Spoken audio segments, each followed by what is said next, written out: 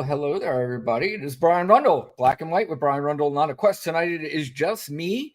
No Lana tonight, but I say she might be back with me on Tuesday night, but she's already expressed to me that it may be difficult, but she may pop in with me on Tuesday night. But tonight you just get me, and we are at the final stretch, less than a week, actually 4 days from today. We have the most important election of our lifetimes. And I think everybody sees it that way, no matter who it is that you're voting for. But I think we understand, anybody that is voting for Kamala Harris understands the difference and understands exactly why it is such a big deal, and why everybody's on edge and why everybody's very nervous about what's going to happen on Tuesday. But just even in the next 4 days, I can't even imagine the kind of things that are going to come out between now and Tuesday. But when Tuesday hits, it's going to be maybe one of the most uncomfortable days in American history, in at least modern American history. And I don't know. I will say before I get on with the show that it is disheartening, very much so, because I've heard from people all over the spectrum, doesn't matter who you're voting for, that relationships have been crushed in this country because of what is going on politically. And there's 100 different things. Excuse me, my cat's going nuts. But there is 100 different things that contribute to it, of course. But it is really sad to think about how there are relationships. I mean, I'm talking about friendships from being kids, friendships, that you've known for a very long time, relationships within your family. These people are not talking to each other anymore, and they're never going to talk to each other ever again, especially depending on what happens in this election. Because if Kamala Harris wins, you're going to have a lot of very pissed off people, and they may take it out on the people who voted for Donald Trump and vice versa. So, I will say it's a very sad time in our country, and there is one hope. I hope that by next week, there's a way that things can settle and get back to a somewhat normal place. I'm not sure how long it would take for that to happen, but that is certainly my hope. But it's gonna be crazy the next couple days. So we'll see what happens. But we're gonna get started with the show. As you may or may not have heard, Donald Trump, of course, always, every time he opens his mouth, is going to make news. He made news yesterday when he suggested that Liz Cheney should stare down the barrel of a gun. Now, there's a lot of misinterpretation about what he said and what he meant, but let's play the clip and then we'll talk about it.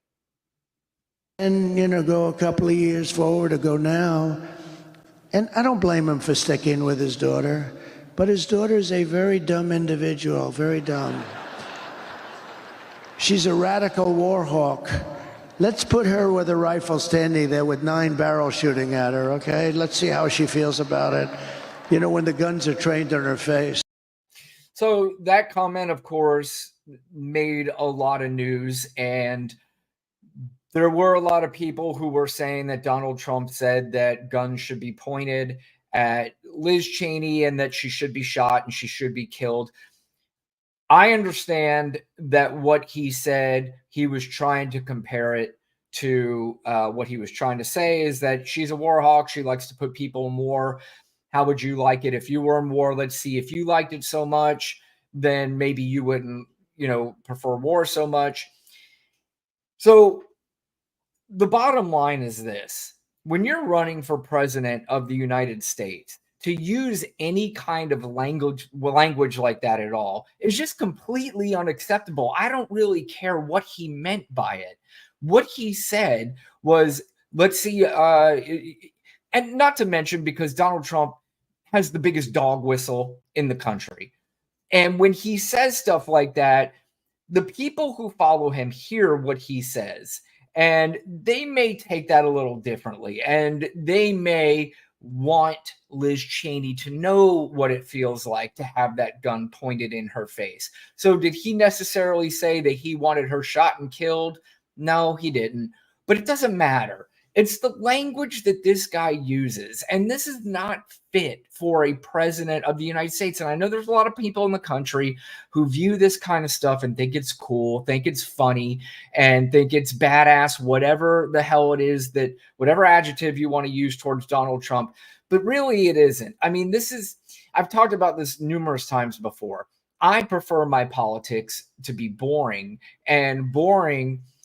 The reason why I want it to be boring is because it's more intellectual and it's not entertainment like politics has become over the years. And because politics has become entertainment over the years, we get language like this. And like I said, this is not fit for the president of the United States. It's not fit for a manager at a convenience store. It's not fit for really anybody. I mean, and this is part of the reason what I was talking about earlier is,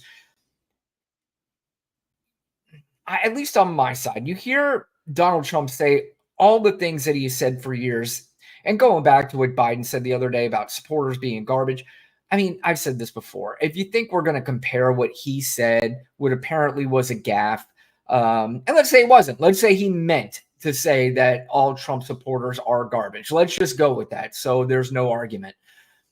His one thing that he said doesn't compare to the 9 years of things Donald Trump said. So the kind of vile, awful language that he uses is part of the reason why some people who may not vote for him or may not be on his side are the ones who are like, man, if you're really down with this guy, how can I relate with you anymore? How can, how is it that we can have a normal discussion when you think things like that being said are funny or cool or fit for the presidency of the United States? I don't know. I mean, I've been, like I said, I've been following politics a long time, and I do like the real civil discussions between parties and how they think the country should be run through policy,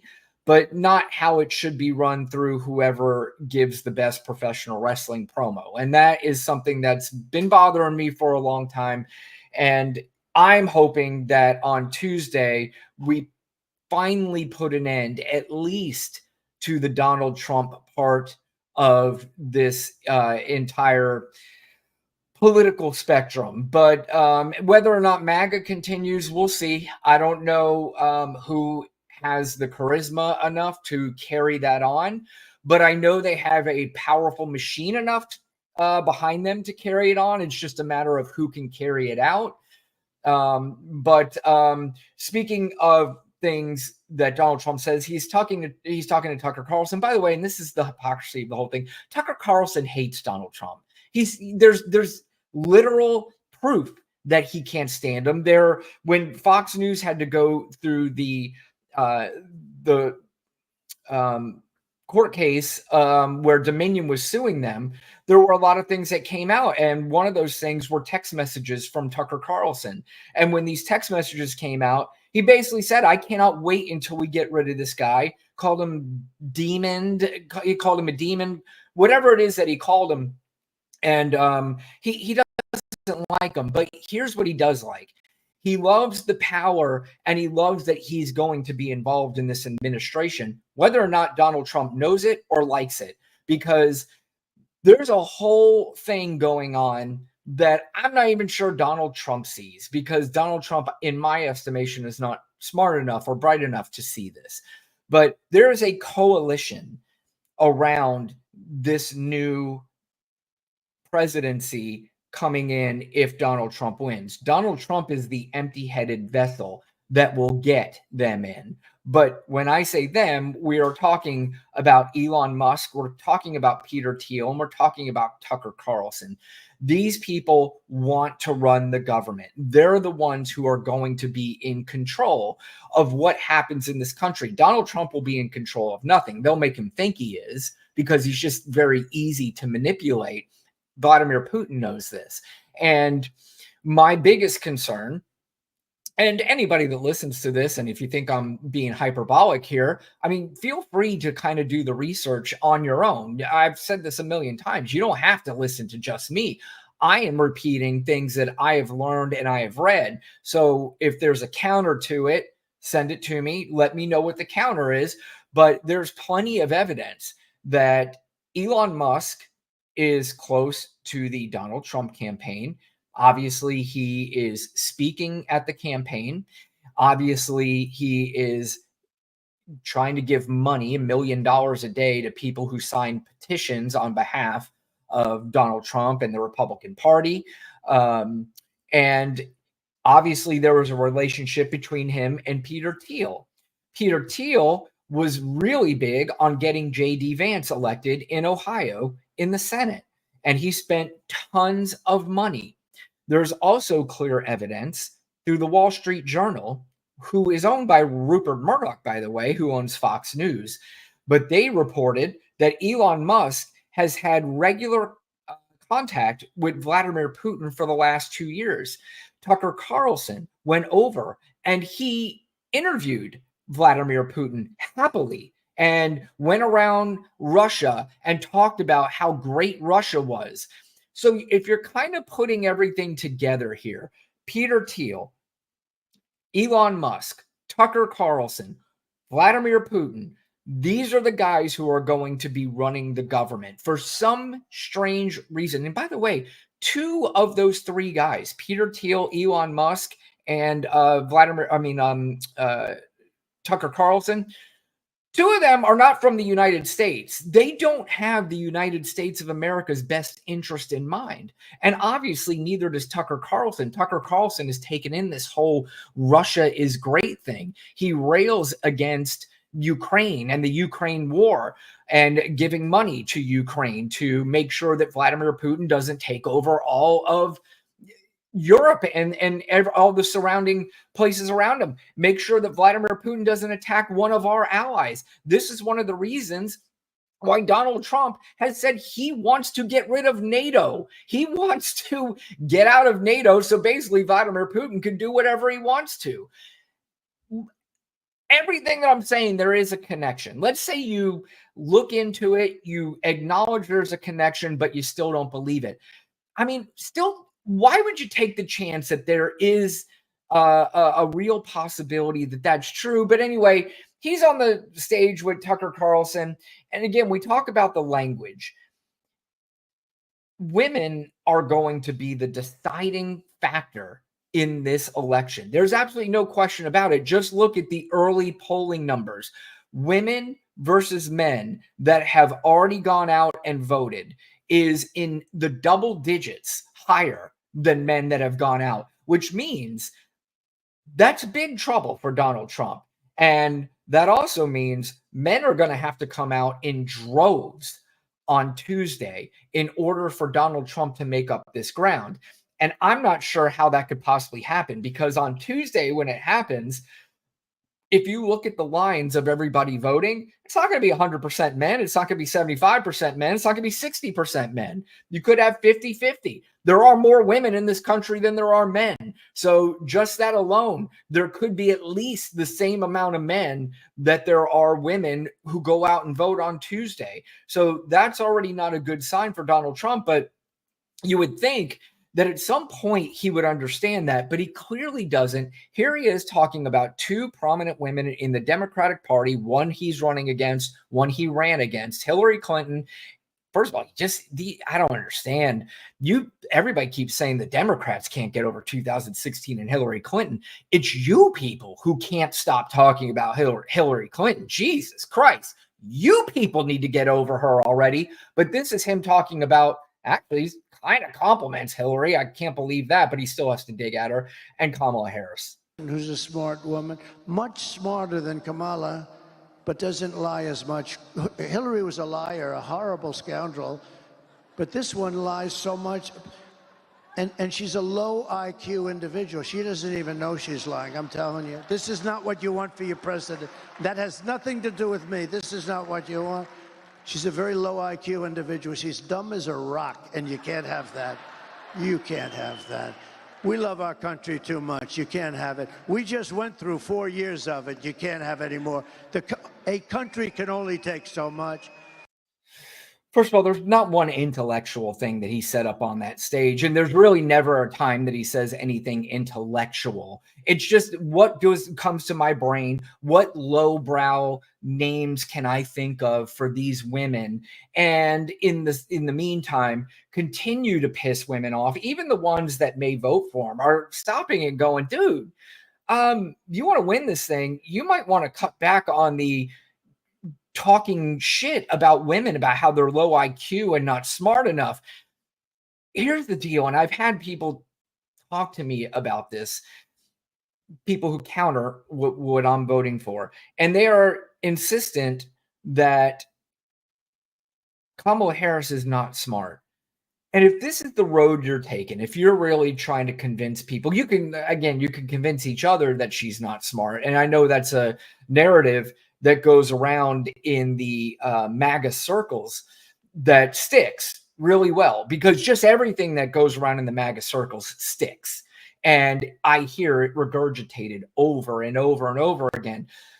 But if you're trying to convince anybody else, let's say, forget about the Democrats, think about the independents who are, one way or the other, leaning one way, trying to convince them that this woman is dumb and not smart, to me, doesn't really add up. I think it's not a very good idea to try to continue your campaign by saying that Kamala Harris is low IQ, that she's not smart, still blasting Hillary Clinton for being a terrible person.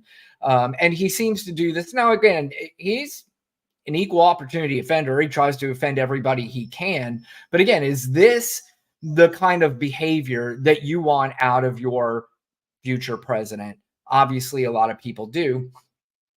But recently, so Joe Biden made that gaffe we talked about, talking about how MAGA is garbage. And so I think they got so excited when they heard that they thought that they had the counter to the big garbage, Puerto Rico garbage comment that the comedian Tony Hinchcliffe made at Madison Square Garden last week. They thought that they had the counter, that this was just going to wipe out what he said. So they took this and ran with it.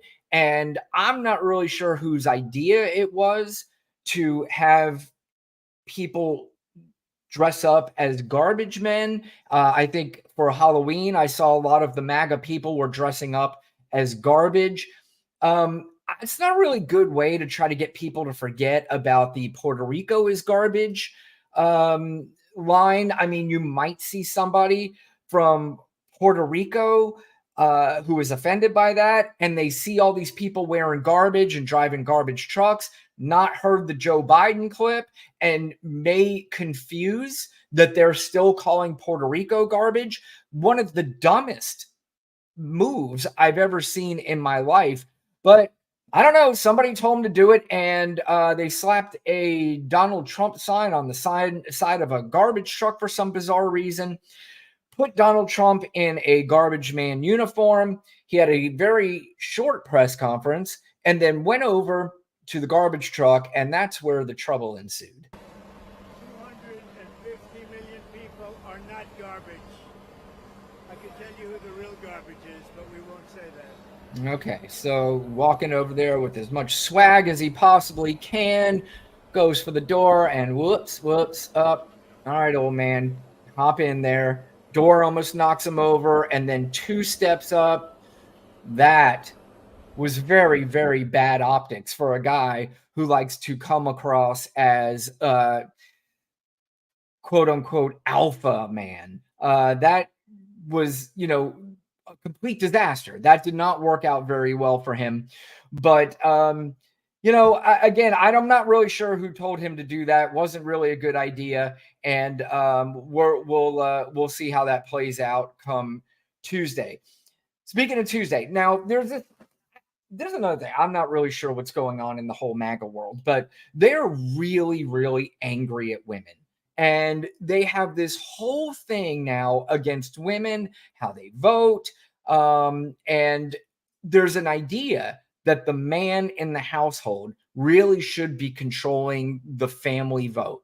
So if you're old enough to vote in the household, whether you're the son or the daughter and you're the wife, it is the man who tells the family, this is how this family votes, and then you go out and vote. But the Harris campaign has run an ad recently, and it was, I believe it is a Julia Roberts production. Julia Roberts is the person that I think is speaking in this ad. But this ad basically is showing men going in with their wives, and obviously they're Trump supporters and Trump men, and the women are convincing their husbands that they are voting for Donald Trump. When they get to the voting booth, you can see what they do. Let's play the ad, and then we'll talk about it afterwards. All right, guys. Nope, wrong one. Your turn, honey. In the one place in America where women still have a right to choose. You can vote any way you want. And no one will ever know. Did you make the right choice? Sure did, honey. Remember, what happens in the booth stays in the booth. Vote Harris Walls.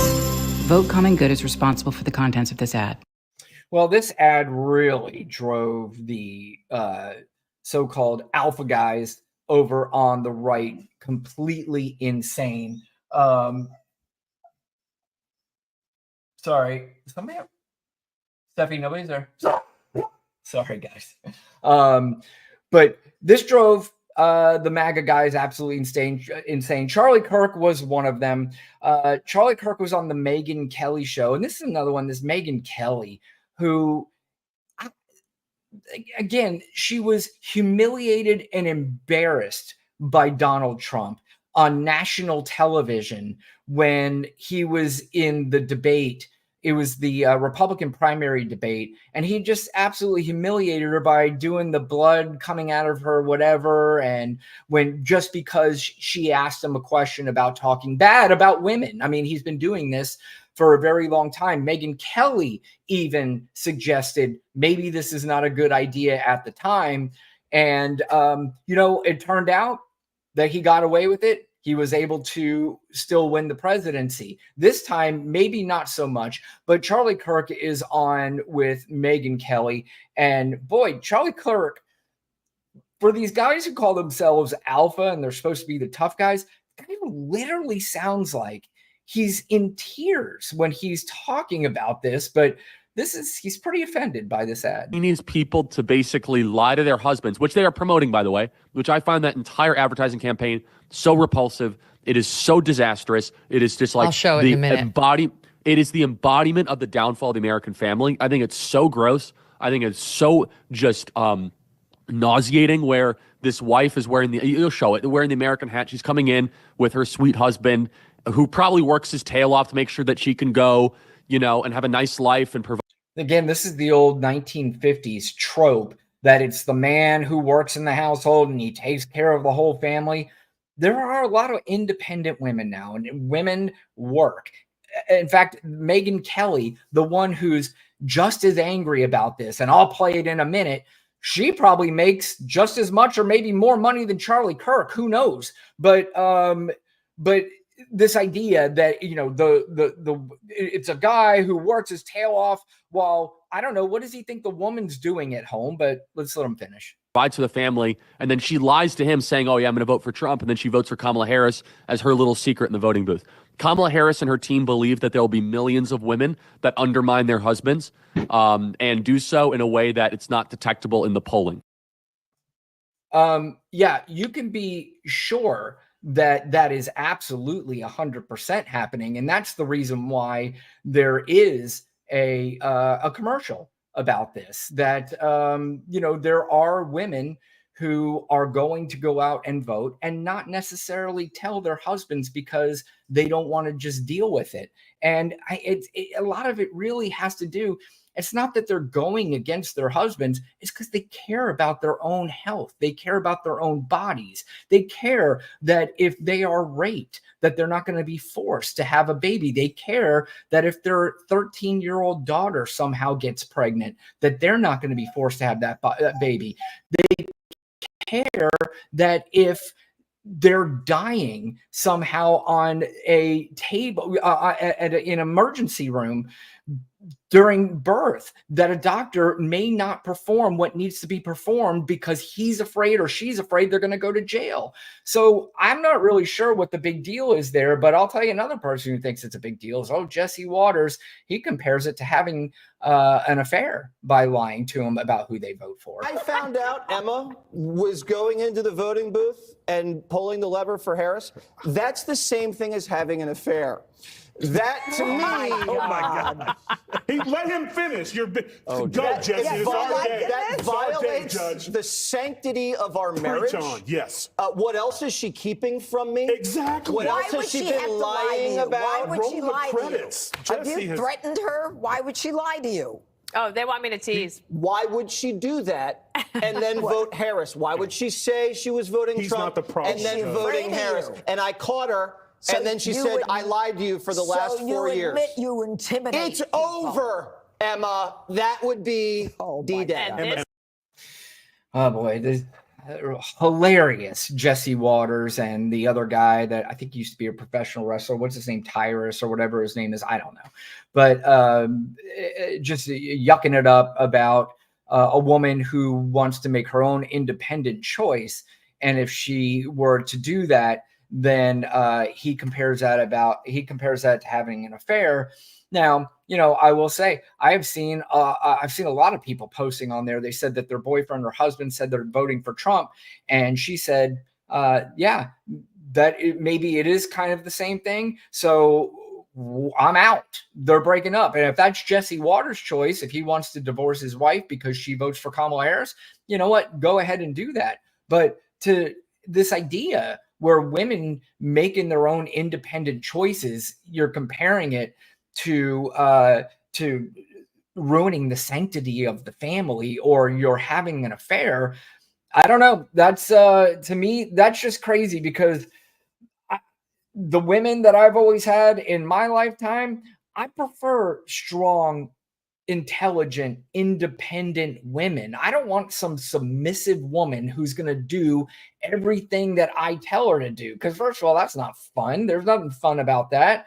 And plus, there's anybody in life that could challenge you in any way is something that is beneficial to you. It is not something that should hinder you or hinder your life, or something that should be threatening to you. It should be something that is welcome, because it will make you a smarter and a better person. Angel, hey, Angel, thank you for joining me. If my dear hubby were to tell me that I was going, how I was going to vote, he would fear sleeping. Yes, I mean, that should be really the attitude. Nobody should be telling anybody what they should be doing with their lives. No man should be telling women. No women should be telling men. Everybody is independent. Everybody was born onto this earth to live their own lives. And what you hope is that you live your life with somebody that you have the same morals, you have the same values, you have all that stuff. But if there are differences, you have to make the decision whether or not that is something that is a big enough difference to stay in this relationship or to even continue it, or something you can handle. It's a big deal. There's absolutely no question whether or not, your politics align. I would have a very hard time getting together with a woman who is full on MAGA. I mean, I probably could never do it. And I'm sure there's a lot of MAGA women out there who would say that they would never get with me. And I get it. So we have a mutual agreement there. We have Ronald Perry, ultra MAGA. He's ultra MAGA. You're a tough guy, huh, Ronald? Ultra MAGA. What does that mean, Ronald? How are you ultra MAGA? Let me know what that means, how maybe we can understand, and maybe, I don't know, you'll change our minds by explaining to us exactly what ultra MAGA is. My hubby is free to make his own choice. Well, there's, like I said, I mean, fuck it. Everybody in this country should have their own choice. They should be free to make their own choice. But we have people who still want to go back to the 50s and these ancient times where you tell whoever is in your life what to do because you think you're the man. And quite frankly, I've always said, I don't find that manly at all, controlling the woman in your life or controlling people in your family. That's not manly. That is insecure. That's very, very insecure. But speaking of insecure, we'll get back to Donald Trump here. And speaking of women, so we're talking about controlling women. Again, we go back to Donald Trump trying to win over the female vote. And he's in his rally the other day with his little garbage costume on. And he's basically telling women he's going to help them whether they like it or not. About 4 weeks ago, I was saying, no, I want to protect the people. I want to protect the women of our country. I want to protect the women. Sir, please don't say that. Why? They said, we think it's very inappropriate for you to say. I said, why? I'm president. I want to protect the women of our country. They said.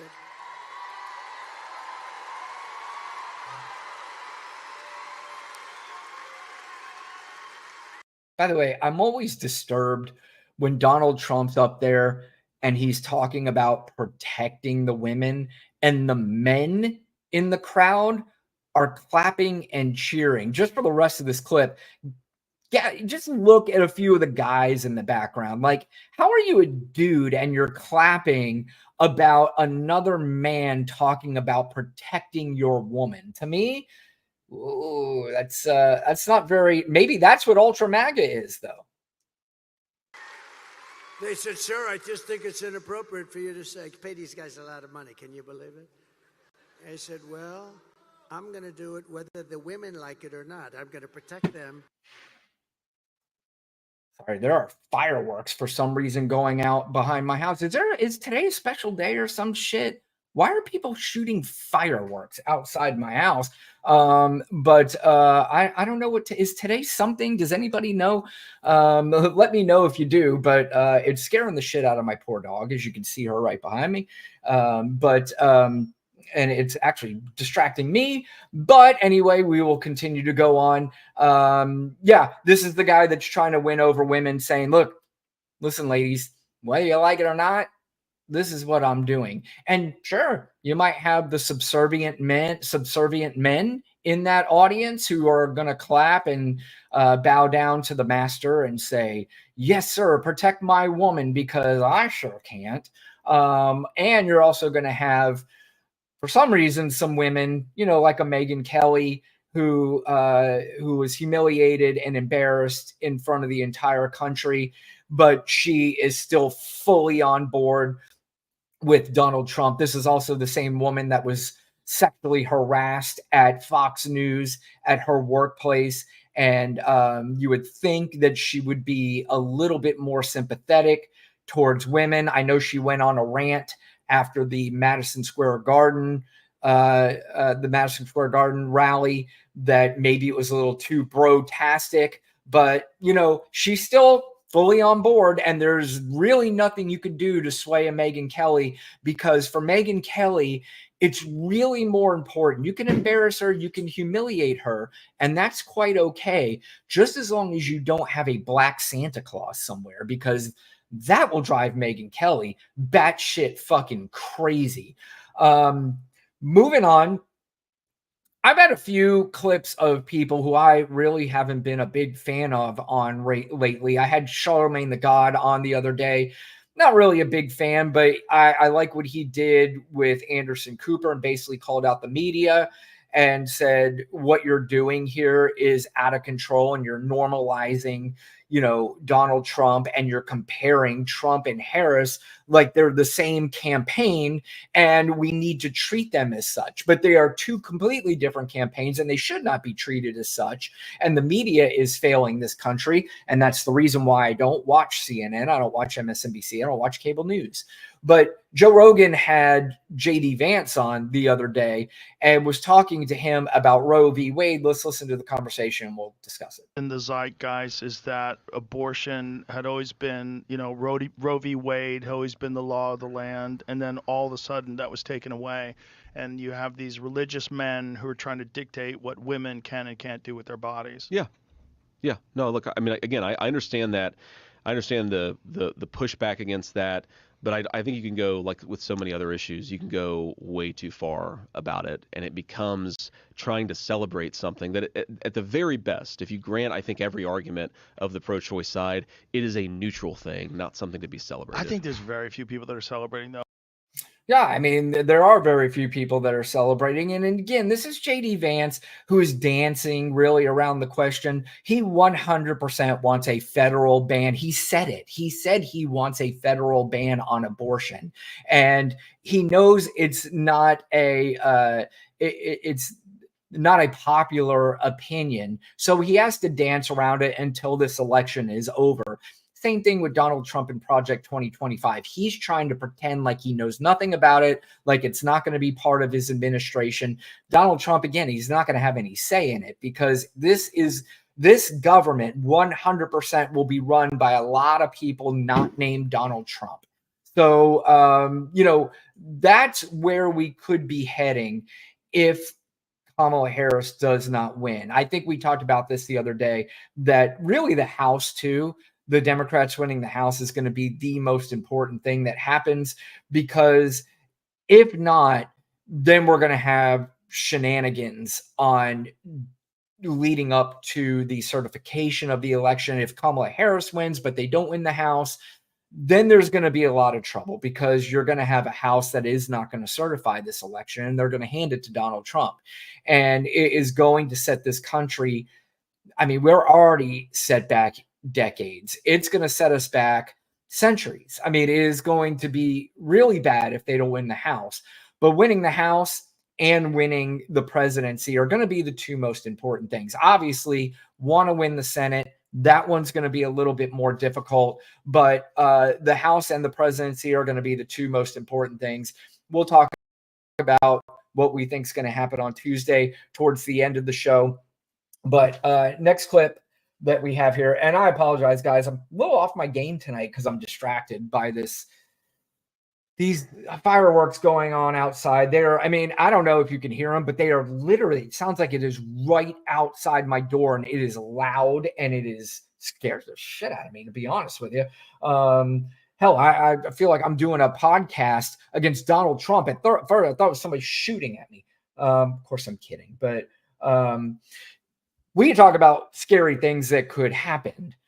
This should scare the shit out of you too. Let's listen to Donald Trump on just who he may put in charge of women's health. Kennedy Jr. we have.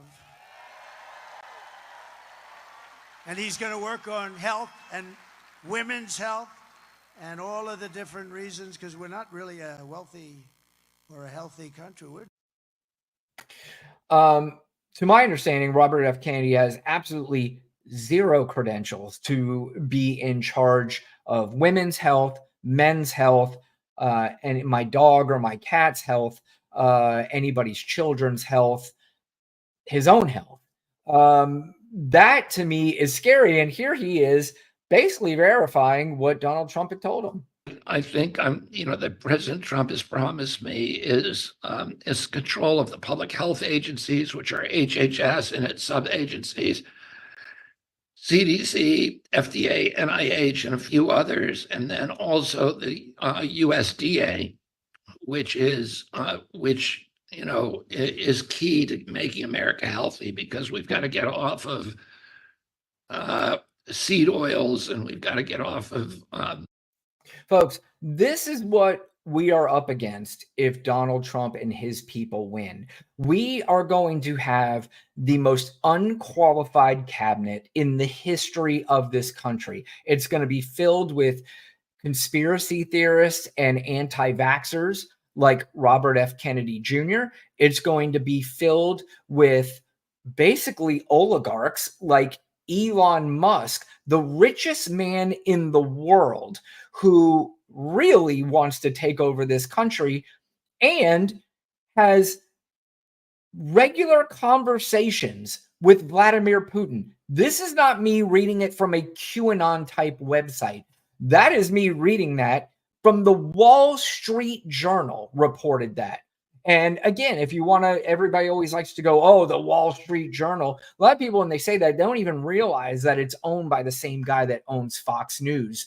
You know, that's the kind of things that, those are the kind of people we're going to have running the government. We have a government that's going to want to get rid of the Department of Education. Why do you think they want to get rid of the Department of Education? Well, one, they don't want any sort of history that is not that's not in line with the white Christianity. That will bother them. The other thing is too is that they don't want education in this country. Now, they're not going to take education away. They're not going to take away first, you know, kindergarten, all that stuff, high school.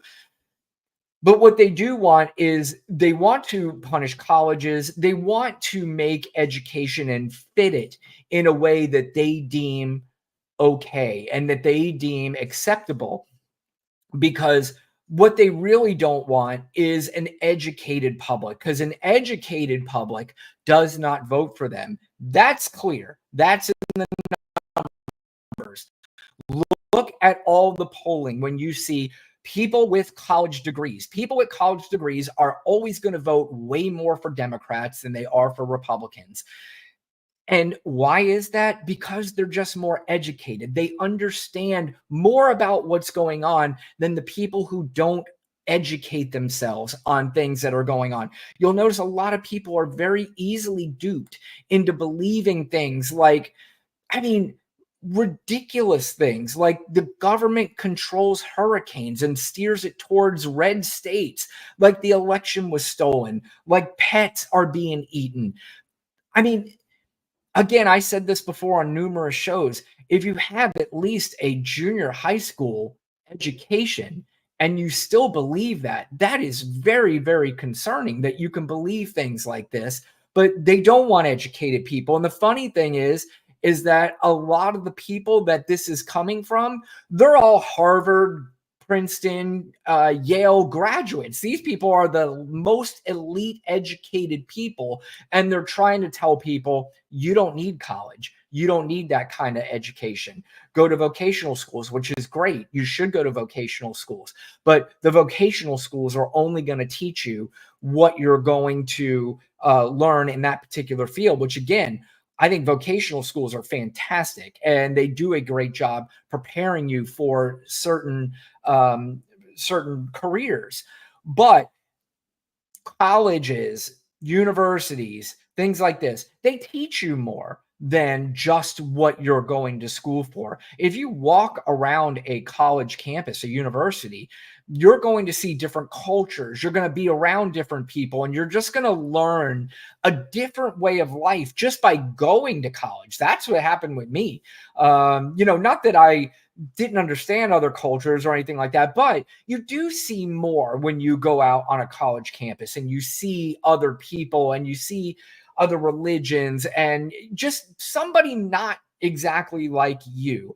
When I'm growing up, in the town I lived in, the school I lived in, we had 500 people who graduated in our senior class. I'd say probably 85% of them, maybe 90% were white, just like me. But you go to college and you see a bunch of different cultures, and you see a bunch of different races and religions and all that stuff. And it's a good eye opener, and it does educate you to more than just what's in those books. But anyway, that was RFK. I talked about other people being in our government. talking about Elon Musk. Elon Musk was being interviewed the other day, and he's talking about that if he were part of the government, which he very well may be. Donald Trump has mentioned this, but he's talking about what he would do with the budget and how he would cut the budget. And he was talking about cutting $2 trillion from the budget, which that's an extremely large number that would do great damage to our economy. But when asked about this, Elon Musk basically explains, oh, well, that's what Americans are just going to have to go through for a little while. I need to live within our means. That necessarily involves some temporary hardship, but it will ensure long-term prosperity. And, there are some really sad people that will hear him say that and go, hey, man, if we got to go through tough times so all of a sudden I can be rich, then I'm willing to do it. That's not what's going to happen. You're going to go through tough times, and it's going to be a long time for you to ever get out of it if you ever do.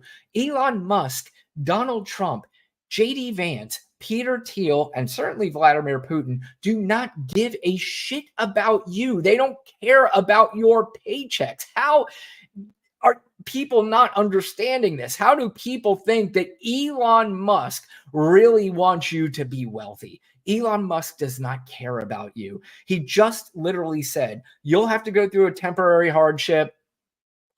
What's temporary? A month? A year? 2 years? In the economic scheme of things, quite frankly, when you go through a recession or you go through a depression or you go through anything like that, temporary isn't a few months. Temporary is years.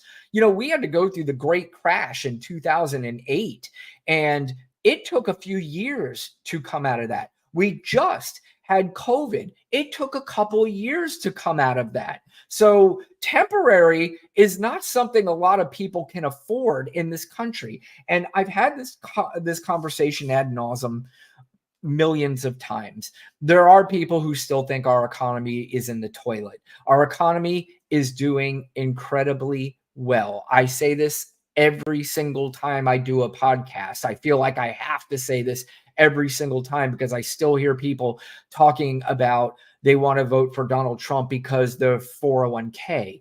Their 401k is higher now than it's ever been since they've ever had it.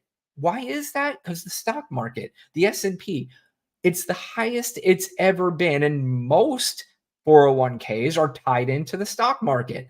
So if it's the highest the stock market and the S&P has ever been in the history of this country, so is your 401k.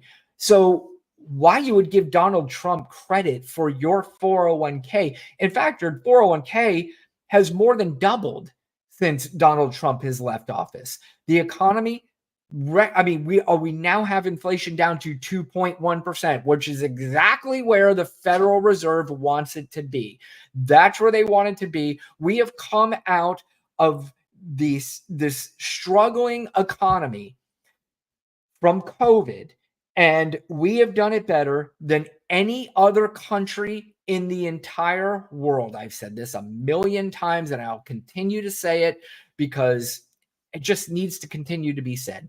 Our economy is better than any others in the world, and us coming out of COVID better than any other country.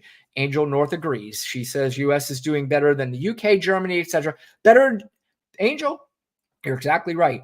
They're also doing better than every other country in the entire world. We are the number one economy in the world by far. And whether you want to give Joe Biden credit or not, because the president doesn't always get the credit for the economy, but they sure do get the blame 100% of the time for it. But whether you want to give him credit or not, what happened over these last 4 years is nothing short of a miracle. There were things that happened during this economy that really has never been seen before, where the wages were outpacing the inflation. We were gaining jobs during this entire time. We weren't losing them like Donald Trump did when he left office. Again, I'm willing to admit when I say Donald Trump lost, it was because of COVID, no question about it. But he lost over 2 million jobs. Not only did we get those jobs back, but added an additional 14 million jobs on top of it. So I don't know. I mean, this is why I get so concerned why people vote and they don't really understand what they're voting for. It really drives me nuts. I've said this a million times. I'm willing to hear people tell me that I'm nuts, that I don't know what I'm voting for, and to give me specific reasons and specific proof. I have a hard time usually getting that. But I want to also play this clip. This was George Conway, and he is discussing the differences between the way the media covers Donald Trump and the way they cover Kamala Harris. We talked about this last week, but this was really good, so I wanted to play this too. Harris is essentially being nitpicked, whereas Donald Trump can say, I want to, just off the cuff, say, I want to eliminate all federal taxes, which is insane. And yet, people are worried about what people are saying. Well, Kamala Harris was very, very unclear about what her policy on kumquat farming in California was. It really is just a double standard, which is created by the fact that we've been watching an absolute, frankly, lunatic who knows virtually nothing about politics, economics, foreign policy, even after all these years. And he's held to a lower standard because he has brought standards down for himself, but somehow or another, the standards for everyone else remain the same. He's exactly right and dead on, and it is just amazing. You can hear Donald Trump speak. You can hear his responses to questions, complex questions that are asked of him, and not one time does he have a coherent answer. Like literally never does he have a coherent answer to any question that is asked of him. But you ask one thing, Kamala Harris, and she might have a quick answer or something like that. Then, like he said, well, she really didn't answer about kumquat farming, so I don't really know where she stands. Or like Dana Bash after the town hall, where I'm getting a lot of messages from people, and did she close the deal tonight? They're not sure she did. And it's like, wait a minute. Why are the standards for Kamala Harris, Hillary Clinton, Barack Obama, or any other, let's say it's another Republican, Nikki Haley or Ron DeSantis, why are the standards different for them than it is for Donald Trump? And part of the reason is, I don't care what anybody says. The media absolutely loves Donald Trump. They don't like him as a person. They don't like him. They don't want him to be president. But I'll tell you what they do love. They do love his character. And when I say character, I don't mean as a good person. I mean character as in a buffoon. He's a character in a TV show, basically. And they love that because it brings them tons of money. And the money part of it is way more important than the democracy part. And the part of where Donald Trump basically says, I want to silence anybody that says anything bad against me. That includes you, media, who are not necessarily holding him to the same standards as you are a Kamala Harris. And I'm not saying that they're nice to Donald Trump, but what I'm saying is that they don't hold him to the same standard. They almost throw their hands up in the air now and go, well, he is who he is. I guess we just got to take him at face value. But Kamala Harris, did she really close the deal tonight? It's like, no, holding her to a different standard or anybody else, a different standard than the guy who is up there saying Haitians are eating pets and that the election was stolen and started an insurrection and has 34 felony counts that he was found guilty on. And he was also found guilty or liable for sexual assault. All this stuff is forgotten, and they're just treating him like this goofy character in a TV show. And that's just his thing, like he's fucking Urkel. And he just says, and did I do that? And they laugh and they think it's hilarious. But the media wants the money out of this. And they know that the gravy train may be ending. And if Kamala Harris does win on Tuesday night, what they're still going to have is they're going to have a year at least, of Donald Trump in trials and his crazy 2025. If he does win, then they could be in trouble. I mean, they may be silenced, or they may be, and maybe they're hedging their bets. Maybe they're saying, man, if this guy does win, maybe we have to be a little careful about what we say about him. Who knows if that's the thing? I still believe it's a big money thing. I believe that, sadly, the media loves the professional wrestling Jerry Springer type media that we have now because it brings them money. I sadly believe that they secretly, and when I say love, I don't mean that they love that this happens, but I think that they love jumping on when they hear there's a school shooting or there's a 9/11 or something like that. They know that this is our time to really rake in the dollars. And whether or not they want to admit that out loud, which really I hope they don't, inside, internally, secretly, or maybe even with a few people quietly, I believe that they certainly are okay with it on some level, in some respect, and I find that to be disgusting. Maybe I'm wrong, but who knows? I want to get through just a couple more clips about nothing in particular, but I saw this Tucker Carlson. So these guys, they're always talking about words like alpha, beta, all this stuff, being tough guys, being men, all this nonsense that they say. Well, Tucker Carlson was talking about Tim Walz the other day. Let's play the clip here, what he had to say, and then we'll address that. Tim Walz is very obviously gay. I look at him, I'm like, well, you're gay. And I'm sure I'll be attacked for saying that. Real quick, I'm going to start this over. I just want you to take a quick look at Tucker Carlson's. Look at his posture when he's speaking and when he's saying this, and then we'll address that. Like Tim Walz is very obviously gay. I look at him, I'm like, well, you're gay. And I'm sure I'll be attacked for saying that. Maybe he's not gay, but he certainly seems gay. Right. And you immediately say, where's your evidence? Oh, I don't have any evidence. I'm just saying the guy looks super, super gay to me. I mean, the funny part is you had two guys speaking there that, I don't know, maybe they look super gay to me. But I asked you to look at his posture with his arms crossed. He's saying it, with his arms crossed. So I pulled this up, and I want to share this real quick. I looked, share screen. Let's see. What does it mean when you're crossing your arms and you're speaking?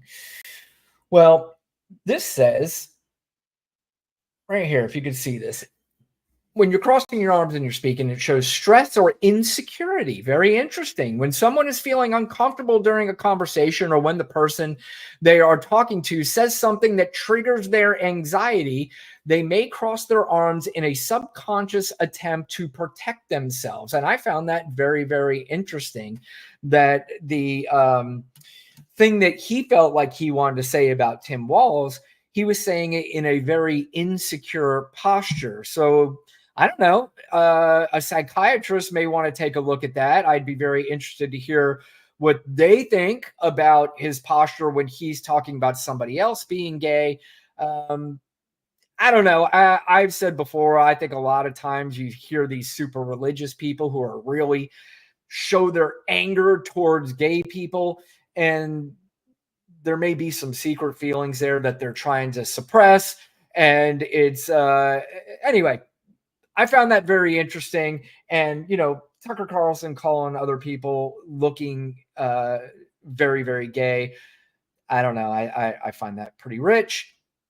Angel says, every area sends a book out about each vote and how it would affect you. Read it. Is that why Trump's 2024 medical issues haven't been reported? That's interesting too. I mean, it's clear something's wrong with him. You saw him trying to get in that truck. He almost fell over. There's something about his right leg too. Is it his right or left leg? He's dragging it a lot lately. Something is definitely wrong. I mean, something is off with Donald Trump. I think Hillary Clinton in 2016 coughed once, and Fox News talked about it for weeks, like she was literally dying, and that we needed medical records and what's going on with Hillary. Donald Trump looks like he either is about to or has had a stroke. Something is definitely going on there. Trump does that every time he doesn't like something, certainly referring to something that we were talking about earlier. But anyway, okay. I had a couple more clips, but because of this stuff going on outside again, it's distracting me. It's distracting my dog. It's starting to irritate me. So I think I'm going to wrap up the show tonight. As always, I thank you guys for joining me. Listen, actually, before I go, let's talk about Tuesday. Tuesday night is going to be very, very, very, very interesting. Oh, yeah. He says that Trump crosses his arms. He does do that a lot. In fact, there's a interview he did with the Economic Club of Chicago, and clearly the guy was asking him tough questions that he knew absolutely no idea how to answer it. And he just sat back like this and got this defensive posture, because he knew he was in a corner, and that's what people do when they have this defensive posture. Tucker Carlson in that clip, he wasn't in a corner. He was projecting something about somebody else with his arms. So that tells me that was more of the insecure arm crossing. Donald Trump's was more of the defensive arm crossing and very uncomfortable because he knows he could not answer the questions properly because the guy kept pressing him. But anyway, let's get back to Tuesday. Tuesday, as I said, is going to be maybe the most intense day of our lifetimes that we can really remember. We had 9/11, which was a day, I think, that made Americans very, very angry, very, very sad. But it was a time where literally, I look back on 9/11, and if you can name only one good thing that came out of 9/11, it was the feeling that that may have been the most patriotic time I've ever seen when I was alive. And maybe a lot of you out there can feel the same, no matter who you voted for. 9/11 was a time where all of us felt like we were Americans. And outside of a few dipshits who were attacking Muslim people in the streets, you felt just a love for each other in this country. You felt like it didn't matter what race, religion, gender, sexual orientation, whatever it was. You smiled at the people when you walked past them. You almost wanted to give everybody a hug and just say, you're my brother, you're my sister, whatever it was at the time. It was a feeling that obviously this country may never feel again. And now we're at a point where it feels like this is a quasi civil war that is going on. Right now, there's no uniforms, there's no guns and weapons against each other. Who knows where it's going to go after this election? Obviously, depending on who wins, maybe it doesn't matter who wins. There's going to be some civil unrest like really we have never seen in this country before. I find it very sad. You're also going to see maybe relationships that were on the brink of ending come to a complete halt and end. I hope that doesn't happen in my life. Depending on, the stance maybe that you have, if I don't know, like I say, it's very sad. It's very troubling to me what's going on in this country. But I am hoping that after Tuesday night, that somehow we can get back to normal. And if we do, it's going to take a long time, I believe. And unlike Elon Musk's temporary hardships, it may take, a whole election cycle, depending on what happens to either party in the next 4 years on, what exactly they do to continue on. And we'll see what happens. But we did our predictions on Thursday night. I think it's pretty clear at this point that Kamala Harris has this thing wrapped up. I think a lot of people, if you're listening and you are a Trump supporter and a Trump voter, you're thinking, are you out of your mind? Polymarket has Donald Trump up by 30 points. He's going to win big because that's the gambling market. The gambling markets know better than anybody. Well, if you know what Polymarket is, you'll know that that's not really it is a gambling site, but it's a site that only people outside of this country can vote on. My understanding that a lot of it, or of all of it, I'm not sure. If somebody knows, please let me know. You can only do crypto on there, but that is not the indicator on who's going to win. The indicator, there's a few things in my book what the indicators are, and let's start back from 2016 on. Donald Trump won in a shocker in 2016. You want to talk about the betting markets? Hillary Clinton was favored by 9-1, which she was minus 900. I'm a gambler, so I know what that means. Let me tell you what that means if you don't know what minus 900 means. In order for you to win just $100, you would have to bet $900 in order to win the $100. And the reason why they do that is because at the time, she was such a heavy favorite that if you were to just bet her, even money, let's say it paid 100, if you bet 100, I mean, everybody in the world would have bet on her because it was just a big, heavy favorite. But as we all know, sometimes the heavy favorites don't win. If you look at sports, you look at one of the biggest upsets in the history of sports. James Buster Douglas knocked out Mike Tyson at a time where Mike Tyson seemed unbeatable. He was invincible. And at the time, people thought to themselves, I want to make easy money. I've got $100,000. I'll bet $100,000 on Mike Tyson, knowing that I'm going to win. I'm only going to win maybe $5,000 on that $100,000 bet. So when I get my money back, I get the $100,000 back, plus I get the $5,000. So I just made an easy $5,000. Now, some people may have bet that money and they came out and lost. Same thing happened with Hillary Clinton. I know somebody personally that bet on her to win, I think it was $1,000, and he lost. So he had to pay a significant amount. Oh, no, to win five. I can't remember what it was, but I think he had to wind up paying a couple $1,000 just to win a lower amount of money. So that's going back to basically saying that the betting markets mean nothing on this. So let me just explain that. So let's go back to 2016. We went back to 2016. Trump wins in a shocker. What happened since 2016? 2018 midterms came around. Well, Donald Trump lost the House. He lost the Senate in 2018. The 2020 comes, or no, did he? I think he held on to one, but he wound up losing in 2018 the House. Then 2020 comes around.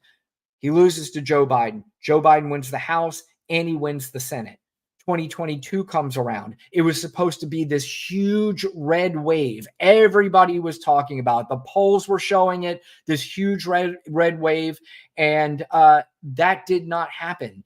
In fact, they held on to the Senate. They gained a seat in the Senate, and they barely lost the House. And a lot of people, if you followed this for a very long time, you would know that.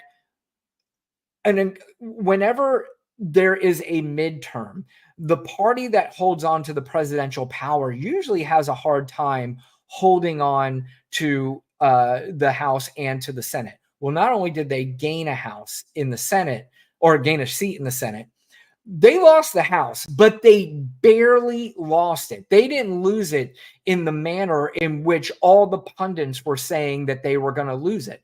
So literally since then, and when you add those together and then you add in any special election that happened, is even in deep red states where there were some sort of elected official getting elected where the Republican was supposed to win, or the Democrat was tied in the polls and wound up winning by 10 points. Or you look at abortion amendments that were in special elections in red states, and they won by way more than the polls showed. That's what I believe is going to happen. At some point, we're going to have to realize that the momentum that's been carried by the Democrats ever since 2016, on what planet do you think it's just going to end all of a sudden and people are going to go, oh no, we want the guy who says shit about women, who talks about eating pets, who talks about the election being stolen. He's even setting up for it again. He whines, he cries, he complains about everything. He says everything's not fair. He never says anything about policy. He never says anything to the American people about how he's going to help them other than I'm going to protect your women, whether you like it or not. He has just complete or continued shit talking, his opponents. He's shit talking every single other person that's just against him. People are exhausted by this guy. They're done with him. They're tired. And Donald Trump has never gotten over 47% of the in polls. He's never gotten over 47%. You need over 47% to win these elections. You also had what happened recently with the Madison Square Garden, and whether you think it was fair against Donald Trump or not because he didn't say it, the reality is that may come back to bite him and haunt him. Now, the biggest problem for Donald Trump is even after it was said, he had the opportunity to distance himself. And the only way he did that was by saying the same shit he always does. I don't know who the guy was. I didn't do anything, instead of going, yeah, you know what? I don't agree with that at all. I love the Puerto Rican people. That was a terrible thing to say. But no, he doesn't have that in him to do it. And you can see clearly the Puerto Rican people are pissed. This guy, Nicky Jam, who actually got up on stage and endorsed him, came out and said, no, I'm not endorsing this guy anymore. I'm rescinding my endorsement. This guy's got millions of Instagram followers. You saw Bad Bunny, who is, in my understanding, is like the king of Puerto Rico. 45 million viewers, literally came out and endorsed Kamala Harris, Jennifer Lopez. These things will make a difference. I have seen people online say, I am absolutely changing my vote. That really pissed me off. I love my island. I love Puerto Rico. I am very prideful about Puerto Rico.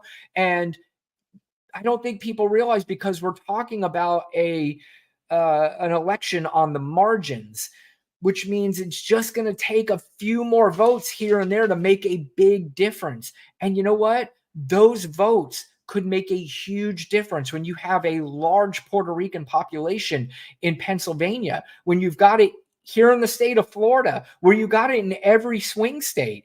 Just 10% of those votes could make a huge difference. There's also a few other things people are not counting in. One, we sort of talked about it earlier, the female vote, who isn't going to tell their husbands that they are going to vote for Kamala Harris and not Donald Trump. Hell, they might fill in somebody else, or they might vote for Jill Stein or somebody else, but it's going to be one less vote for Donald Trump. That does not show up in the polling. You know what else doesn't show up in the polling? Or at least in the exit polls that you see on these people who already voted. What doesn't show up is you see Republicans. And right now, Democrats, for the most part, in a lot of these swing states, are way outpacing Republicans in early voting. But what it's not showing are the large amount of Republicans who are not voting for Donald Trump ever again. And even if you take 10% of those voters, Donald Trump's got a lot of people he's got to make up for. And, right now, he's not making up voters. You could tell me all day that he's making up black voters. He's doing that. He doesn't have enough to make up for all these votes that he's losing. Again, I've never seen coalitions like a Haley for Harris coalition or Republicans against Trump coalition. All these people who work for Donald Trump, people who are Republicans, people who have been Republicans their entire lives, all of them speaking out against Donald Trump. Never seen this before in my entire life, where so many people who had voted for him before in the past are all coming out and saying, nope, I will never vote for that man again. I know people personally that have told me I will never vote for that man again. Lifelong conservatives. people who have voted for Donald Trump twice who said, I will never vote for Donald Trump again. These things are not showing up in the polls. You might even have Republicans that they ask in these polls, are you voting for Donald Trump? And you could have been around some other people who were voting for Donald Trump and they didn't want to just say it out loud. So they just said, yes, I'm voting for Donald Trump. I have a feeling that we're going to see a pretty significant victory on Tuesday for Kamala Harris. I will be here live. So if I'm right, you can come here, you can join me, and we can celebrate together. If I am wrong, you could come here and you can bash me and you can troll me and you can make fun of me and you can do all that stuff. And I'll be able to handle it. Good night, Angel. Thank you for joining. I appreciate it. You know, we'll see what happens. I will tell you this. I don't have plans if on Tuesday night Kamala Harris wins to come on to this podcast and to troll MAGA people.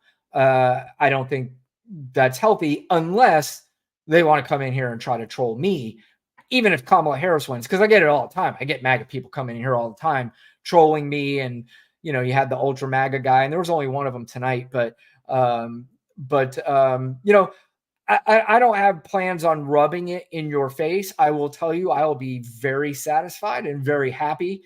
I may say some things that MAGA people may not want to hear, but again, we'll see what happens Tuesday night. Join me either way. Lana may or may not be with me. She said she may pop in, she may not. We will see what happens. I told you my biggest surprise of the night was going to be Florida, that Kamala Harris will win the state of Florida. And the good part about Florida is because Florida, I will give one thing, they don't mess around when it comes to voting. They count quickly, and we should know fairly quickly where Florida, unless you want to go back to the 2000 election, but outside of that, we should know pretty quickly where Florida stands. So either way, whatever. Join me Tuesday night. I appreciate it. If you're watching now, do me a favor, hit the like, subscribe button. I don't know if you're watching this video and you want to comment on what you think is going to happen Tuesday, please put it on the comments below and I will read them and I will respond to them. Otherwise, have a great night and we will see everybody Tuesday night. Come join me. Bye.